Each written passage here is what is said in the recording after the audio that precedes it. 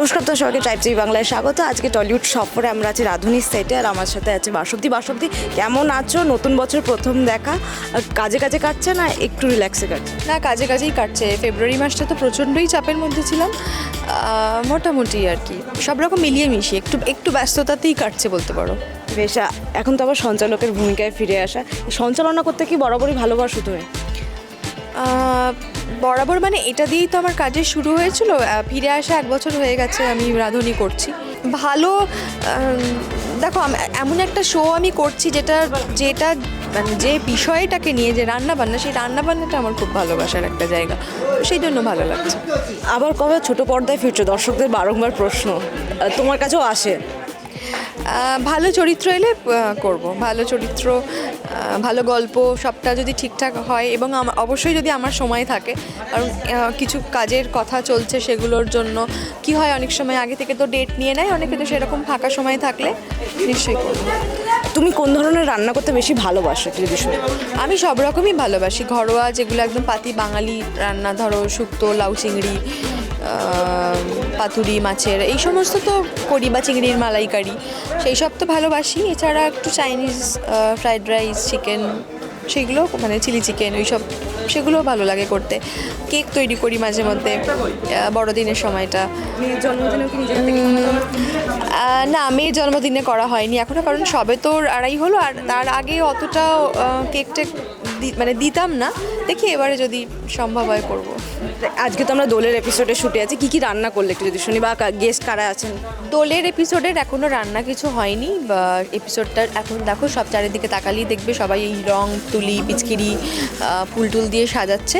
আমি জানি না এখনও কি রান্না, সেটা শুটিংটা শুরু হলেই জানতে পারবো। নিশ্চয়ই দোলের উপযোগী কোনো একটা ভালো ডিশ কিছু হবে। আর সকাল থেকে এক ধরনের পোলাও শিখেছি, বিয়ে বাড়ির স্টাইলের সুন্দর একটা পোলাও, চিকেন, তারপরে একটা বিরিয়ানি হয়েছে আজকে, পর্দা বিরিয়ানি।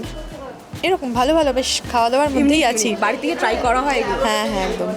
আর দোলের দিনে খাওয়া দাওয়া তো একটা অন্যরকম আমেজ থাকেই বাড়িতে। তুমি বেসিক্যালি দোলের দিনে কীরকম ধরনের খাবার প্রেফার করো? একদম পাতি বাঙালি খাবার, ভাত, মাটনের ঝোল, পাতলা ঝোল, একদম আলু দিয়ে, ঝোলটা ওই থালা দিয়ে গড়িয়ে চলে যাবে। ছোটোবেলা থেকে এখন দোল রং খেলা হয়? আগের বছর তোমাকে জিজ্ঞাসা করেছিলাম, রঙে সেই বাদুরের রং মাখা বা এসব হয়? হ্যাঁ হ্যাঁ, রং খেলি, রং খেলতে ভালোবাসি। আর মেয়ের সাথে এখন খেলা হয় ছোটো ছোটো পিচকারি? হ্যাঁ হ্যাঁ, ওই একটু পিচকিরি কিনে দিই। পিচকিরিটা মানে দোলের আগের দিন কিনে দিলে দোল অবধি হয়তো থাকে না, তার সব আলাদা হয়ে যায়, কিন্তু ওই আর কি একটু রং একটু গালি দিলাম একটু। বেশ, আর তোমাকে সামনে কি কাজে দেখতে পেতে চলেছি বাসন্তী? একটা কাজে শুটিং চলছে, একটা ছবি, শৈবাল মিত্র ঘাসফুল, আর অনিলাভ চট্টোপাধ্যায়ের পরিচালনায় বেলার কাজটা সবে শেষ হয়েছে, শুটিং শেষ হয়েছে, ডাবিং বাকি আছে।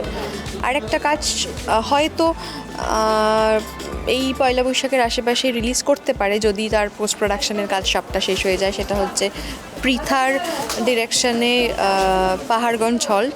সেটা অনেক দিন ধরেই আমরা কাজটা করে রেখেছি, প্রায় 2 বছর হয়ে গেল। আর একটা শর্ট ফিল্মের কাজ করলাম, বেশ ভালো কাজ, সেইটাও সম্ভবত এই মার্চ টার্চের দিকেই দেখানো হবে বা ফেস্টিভ্যালে পাঠানো হবে। এরকম বেশ কয়েকটা কাজ আছে। আর দোলের সাথে তো রঙের একটা সম্পর্ক। তোমার পছন্দের রং কি দোলের কালারের? দেখো, আমি যে 3টে রং ভালোবাসি, সেটা দোলের রঙের মধ্যে নয়। কালো ভালো লাগে পরতে, সব জামাকাপড় খালি কালো দেখলেই কিনতে ইচ্ছে করে। কালো, সাদা, আর এই যে নীল, এইরকম নীল পরতে খুব ভালোবাসি। আর দোলের রঙের মধ্যে ওই গোলাপিটা খুব ভালো লাগে। তারপরে এরকম নীল রং থাকে, সেটা সবুজ আছে, যেটা খুব ব্রাইট, যে কালারটা দেখে বেশ মনটা ভালো হয়ে যাবে, সেই রংটাই ভালো লাগে।